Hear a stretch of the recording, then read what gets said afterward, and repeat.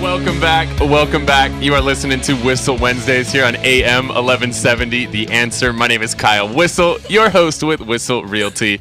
Joined as always by We're all smiling, man. By Mr. Jason Hall. We have so much fun during the breaks. We're riding that Tony Robbins wave right now. Yeah. That's what's up. We're still on a high. Tony Robbins, show me your move. Yes.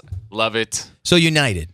So let's go to there and then we can maybe hit my dad. So on United, you feel like because the security was not employed directly by United, although United pays fees for that security, I'm sure it's part of the whole, all the airlines do. And since they requested, hey, we have a person who will not leave. Now, let me ask you this. I'm not an attorney, but if I was, I'd be asking, hey, were you guys told why this guy needed to leave? Or were you just told to take the guy off? Right. Because they might be under the impression, normally when they're pulling people out, it's because they did something wrong. Right? Like in my dad's case, maybe he pulled a knife. Maybe he did something. Maybe they needed to do something like that, right? Where they felt that was called. We don't know. Those are all the things, like you said. It's good points you've been bringing up. You know, maybe it's not blame directly United. Let's think through it. Right. But it's just United crazy. has blame 100%. There's no questioning that there's some blame that needs to be put on United. But somebody needs to be looking at the airport security, the actual employer of the people who remove this gentleman from the plane, because I feel that they should bear at least half of the responsibility. United's system for literally forcing somebody to get off a plane, that's very, very flawed. But at the same token, the people who roughed this guy up and bloodied him and dragged him off a plane should take some of that responsibility. Who are the people that become police officers, airport security, referees, umpires, people of ego, people that want control, people that like having that gun, like having that power. It's a very power-controlled position, and we need all those people. Right. So don't get me wrong. My dad was a firefighter. I have tons of friends that are umpires, referees, police officers, even airport security. I'm doing a couple loans right now for friends that are both airport security supervisors. I'd like to get their take. I'll have to talk to them about it after the show. But it's an ego position, even our position, right? Somebody to be a great agent like you, Kyle, they have to have a little bit of ego. They got to be confident. They got to, be a good listener as you are, and just not everybody, it's not for everybody, right? So there's some definitely ego in there. And so I think that person thought, hey, I need to take this person out. I'm taking that person out. Like we talked about during the break, boy, if they were trying to take Wes out, now Wes is what, 5 years old or something, somewhere in his early to mid 20s. He's in great shape. And if he didn't want to go, it would have took the Army to get Wes out of that little place. It would have been a little difficult. Yeah, it'd have been difficult, right? Get a little closer to that mic so they can hear you. So it would have been difficult, yeah? Yeah. Yeah, absolutely. Right. And Kyle being 6'4"-ish, it'd probably been tough to take Kyle out if he didn't want to go. It's hard enough to get me in a plane. I barely fit in the damn plane, so trying to get me out of there, good luck. Yeah, if we're not first class or emergency row, we're in trouble, right, I barely Kyle? fit in, so I'm not coming out. So what are your guys' take on my dad's situation? So if somebody missed the first segment, give us a quick 20-second recap. 20-second recap. My dad went to the hospital. He was in Kaiser for 3 or 4 hours, didn't feel like he was getting care. He had an IV hooked up to his arm. He took the IV out of the machine, so there's still a piece into his arm. He walked out of the hospital. Now, he is a mental patient. In addition, they have all that in their records. Their nurse calls down to security and says, do not let this gentleman with a Vietnam jacket leave. And as he exits the building, they surround my dad, jump my dad. Now, he did pull his knife. They then jump him, like 20 guys. And he says, they said, sick him, Kyle, sick him, Wes. I mean, he felt like a dog.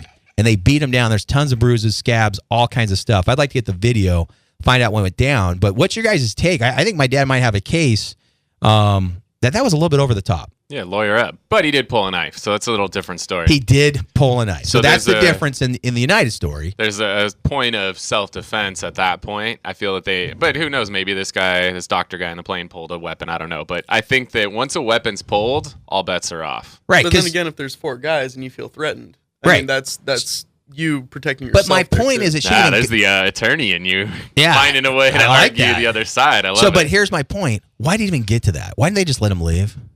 Right? They're worried that he might leave and bleed out or something, and maybe they'd be at a lawsuit. So, the security didn't know. And I don't really blame the security a lot because once somebody does pull a knife, does he have a gun? Does he have a bomb? They don't know. Right? Again, these are people of ego. The people, their jobs is to protect that particular hospital, and the patients and the visitors are there. So I understand a little bit of that, but it is crazy that people just go over the top when they don't need to. And that's why I brought up my dad's situation. Again, this happened literally 2 weeks tomorrow.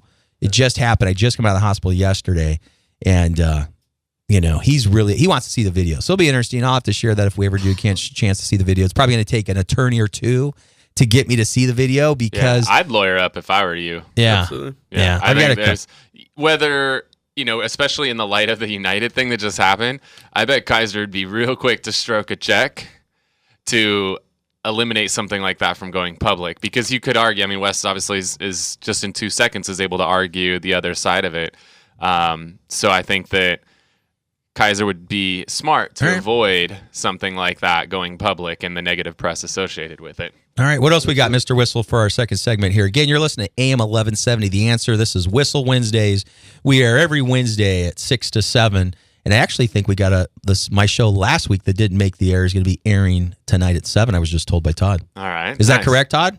That is correct. All right. I love it. So you Double told bonus me of that Whissel. your father-in-law had some intel for me. Yeah, for this weekend. I haven't read it. I left the text unread for you. So, Mr. El Indio. So my wife and I are headed up to Coachella this weekend. It's our annual getaway, let loose, shut the phone off, and just wild out for a weekend. So he goes, when you see Kyle, warn about the traffic delay with the bridge detour at Jefferson. Ooh.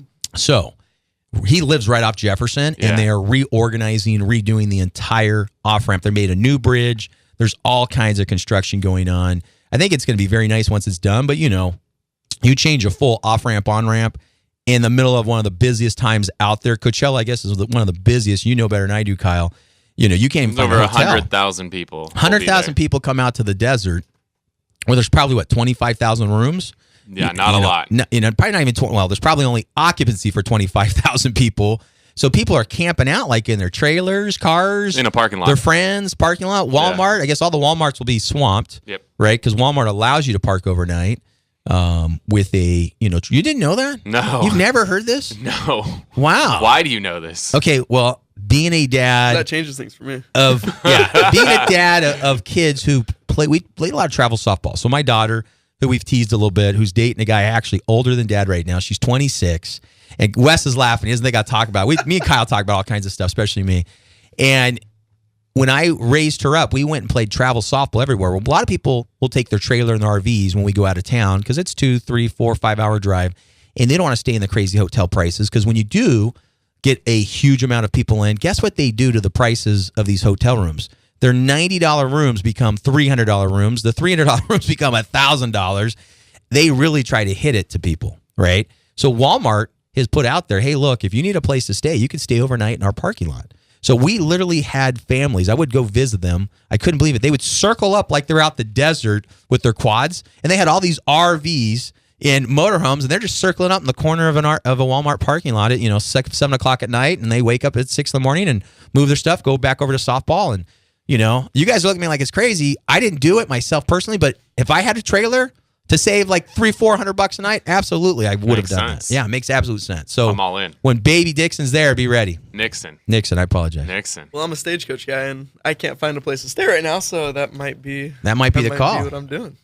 Yeah, absolutely. Well, if you were a little bit older, you might be able to date my daughter and get El Indio's place. Yeah, you're about half the age of the guy she likes, Wes. So, yeah, that's probably not going to work. And you're listening to Whissel Wednesdays here on AM 1170, The Answer. And speaking of Coachella, Craig Sewing hits me up. He's single now, and he's like, he was planning on going to Coachella with somebody. With a significant other. And that person and him are no longer together, and so they had canceled going, and he asked me last night, like, hey, are you guys going to Coachella? Like, is a fat kid heavy? Of course we're going to Coachella. And he's like, you think I should go? I'm like, are you serious? What are you thinking? You're a single dude. But with Baby Dixon, he wasn't 100% sure you're going to be going. Right. Right? Because you have changed your life a little bit. You thought it wouldn't. But one thing, even last year, you told me in 2 years, hey, I still will do this event. I don't care how many kids I have, Jason. And you know what? And we are going to Coachella. You doubted that we'd go to Coachella this year, and we are going. You're going. But yeah, I told Craig, I'm like, dude, you need to go. Like, whatever you do, figure it out. Find a wingman and go to Coachella. But I was looking around to try to help him find a hotel. And I mean, 99% of them are booked. And the few that I found that have vacancies are like $700 a night per hotel room. See, I'm trying. You know what? Again, he's probably too young for my daughter too. But my father-in-law, Craig's only like my late father-in-law 30s. has a couple rooms that maybe we could, convince them at $700. I bet my father-in-law would open up and really host them really well. We'll have to. There's a check website out. For that, you know. Is there? Yeah, What's that called? Airbnb? Yeah, a little thing called Airbnb that's actually made so you can rent rooms out in your house. I've never done that though. My father-in-law would never do that. But for a friend of Mr. Hall's, he might do it. I think Craig might be looking for a little more action than staying with a old geezer like El Indio. I'm just going for the concert. Yeah, sure you are, Wes. You guys just go for the concert. Stagecoach and Coachella are very different. So Coachella goes until like 3 a.m, and then at 3 when they have to what is shut Coachella? So there's people listening right now, Kyle, that have no idea because I didn't know what Coachella really was until you explained it to me a couple years It's one back. of the largest music festivals in the world. So you guys go out to Indio, Palm Springs, Palm Desert, out in the middle of nowhere. Yes. This is all on dirt. A lot of grass. There's some Lot of grass. Yeah. And they Sure, play there's gonna be a lot of concerts. grass. Yeah, a lot of grass. A lot of grass. Or weeds. And you guys have all the bands. What type of bands for Coachella? What's fun about Coachella is it's a big mix. So they've literally got from Lady Gaga to George Clinton to big like EDM acts like Martin Garrix. Then they've got like rappers like Kendrick Lamar. So it's a very diverse set of music for Coachella.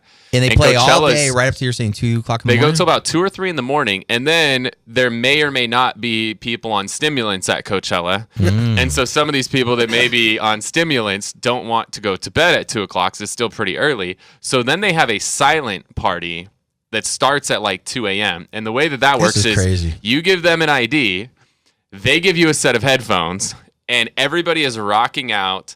And there's a live DJ and everything, but if you don't have headphones on, you don't hear anything. It's silent. That's crazy. But everybody is jamming with headphones on, dancing the night away until the sun comes up.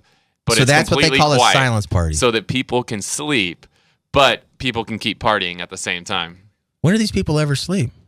during the day. So what time does it kick off? It probably It kicks off starts early. around noon. Okay. Most people don't get there Roll out until till- about 4, 5, 6 o'clock.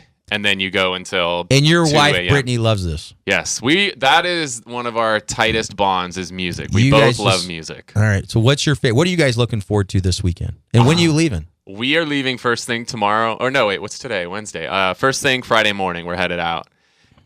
She's most looking forward to Lady Gaga. Shocker. I surprisingly am looking most forward to George Clinton. I love me some old funk music, some I like Atomic George Dog. Clinton. It's Yeah. just I've never got to hear him, and I've always listened to him growing up as a kid. And who was I it who love just that. passed on? Jay Giles? Was that his name? I Jay don't Giles know. Band? I don't Todd, know. help me out. The guy who, girlfriend. I found out my girlfriend was a centerfold. Da, na, da, na, da, da. You guys, this is a 1978 big hit. Somewhere in It the wasn't early. alive then. Yeah, I know you guys weren't alive back then. We'll But find he it. died yesterday. Okay. At 71, I think they were saying. So he's right around my father-in-law's age. And yeah, This is he's Jay Giles' band. it's Jay Giles Band, and it was him, Jay Giles, the guy who founded Jay Giles Band, whatever his Gotcha. full name is. Gotcha. As a side note, When we come there's a back, lo- can you find that music, that centerfold for me? Let's play that when we I come will. back I'll from the look for break. it. There, as a side note, there's a guy, the Gas Lamp Killer. He's a DJ Okay. who made it to Coachella. He's Nice. a local guy. He actually went to University Ave, right around the corner. Really? Oh, that's where you went, see Kyle. What's his name? The Gas Lamp Killer. The Gas I'll have Lamp to find Killer. out who I that was is. looking at the lineup. I'm like, wow. Because that's where I went to school too. And you Easy could probably High, you yeah. could probably sell him a Let me house know. now that he's making it, Kyle. The EDM What's he tent, doing? as they call it, electronic dance music. Okay. The canopy that they do that in is absolutely mind blowing. Whether you are on stimulants or not, you don't need to be. You can just stare at. It's kind of like, have you ever been to Fremont Street Right. in Las Vegas, Vegas, and they downtown. have that canopy with Right. stuff? It's that times a million. Like it Really? is insane the amount of graphics and stuff flying Inside. all over your head, and it's wild. I have no idea. The people that put that stuff together are mind So blowing. even if you're not a big fan of different music, you're saying it'd still be good just go check this thing out. How Just much the does it cost to people go watching. to get in? It depends on what ticket you buy. We've been fortunate enough to be blessed with artist passes this year, as which is like backstage. So they have general admission, and then they have VIP, and then artist passes, which you can't buy. But So what are you a an friend artist of a friend. What are you an crazy. artist of there, Yeah, Kyle? a friend of a crazy. friend puts on the entire event, and so we were blessed with the gift of some artist passes. So that should be that's fun. above Like VIP. $5,000 tickets, though, right? They sell Artist for a passes. lot. Yeah, they sell for a ton of money. So I'm we're still surprised very Craig's blessed still to only have being that. single, man. We're going to get him out there. Maybe Steve's interested in him, right? Let's see. I don't Steve know. Kane, the simple man. I love it. I love it. Cool. We're going to head to a break here on Whissel Wednesdays. When we get back, we're going to shift gears a little bit. Wes, you are the epitome of a millennial. Want to talk about what millennials are doing when it comes to buying You homes. guys recognize that song? Yes, sir. Jay There Giles it right is. there, man. You're listening to Whissel Wednesdays on AM 1170, The Answer. AM 1170.